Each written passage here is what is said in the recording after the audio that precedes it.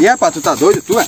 E rapaz, tá ficando doido? Ei, sai pra lá, moleque. O que tu quer aqui? Tu passou a pisão no meu pé, rapaz. Ih, rapaz, foi sem querer, Que sem querer, rapaz, que sem querer. Ih, sai daí, seu menino, sai fora daqui.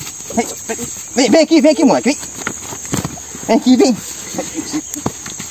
Sai fora daqui.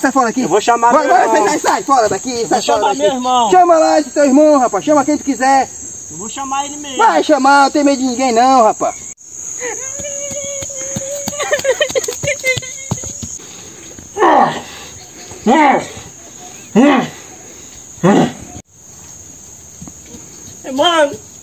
Mano, Foi? o cara me bateu ali, mano. Aonde, mano? Ele só me deu 3 quedas. Tu te machucou, mano? Quem foi? Aqui, ó, aqui como eu tô aqui, ó. Bora lá. Ele disse que não tem medo de Ninguém bate no meu irmão, né? não, mano.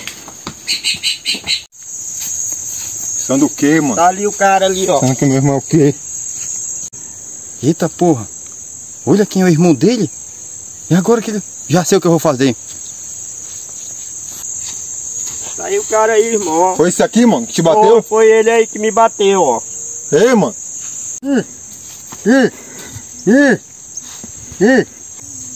Olha, Mas mano, foi esse aqui que me bateu. Esse aqui que te bateu, mano? Foi. Ele me deu 3 bicudas. Era pra te bater, era mais. Como é que tu vai apanhar do aleijado do cara desse jeito? Tu vai apanhar do cara, mano? Olha, ele me bateu, me jogou aqui, olha. Mano, olha a condição do cara, mano.